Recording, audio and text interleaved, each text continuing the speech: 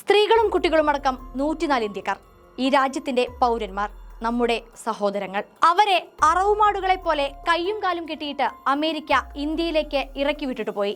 അനധികൃത കുടിയേറ്റക്കാരെന്ന് ആരോപിച്ച് സർവ്വ മനുഷ്യാവകാശങ്ങളും ലംഘിച്ച് US സൈനിക വിമാനത്തിൽ അമൃത്സറിലെത്തിച്ച് നടതള്ളി പോയിട്ടും ഈ രാജ്യം ഭരിക്കുന്നവർ എന്താണ് ചെയ്യുന്നത്? ഒരൊറ്റ അക്ഷരം കൊണ്ട് പോലും ട്രംപ് സർക്കാരിനെ വിമർശിക്കാൻ ധൈര്യമില്ലാത്ത ഭരണാധികാരിയാണ് നമുക്കുള്ളത്. ട്രംപ് ഉറ്റതോഴനെന്ന് അവകാശപ്പെടുന്ന പ്രധാനമന്ത്രി നരേന്ദ്രമോദി ഇപ്പോഴും മൗനത്തിലാണ്. കൈവിലങ്ങഴിക്കുന്നത് US-ന്റെ നയമെന്ന് പറഞ്ഞ് ഇന്ത്യക്കാർക്കേറ്റ പ്രഹരത്തെ ന്യായീകരിക്കുകയാണ് കേന്ദ്ര സർക്കാർ.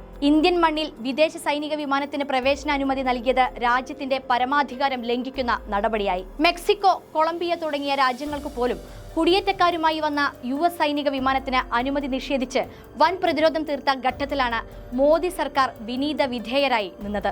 പല സ്വപ്നങ്ങളുമായി വിദേശ നാട്ടിൽ പോയി ജീവിച്ച മനുഷ്യർക്ക് അവർ നേരിട്ട മനുഷ്യാവകാശ ലംഘനങ്ങൾക്ക് ആരാണ് മറുപടി പറയുക? അവർക്കു വേണ്ടി ചോദിക്കാനും പറയാനും ആരാണുള്ളത്?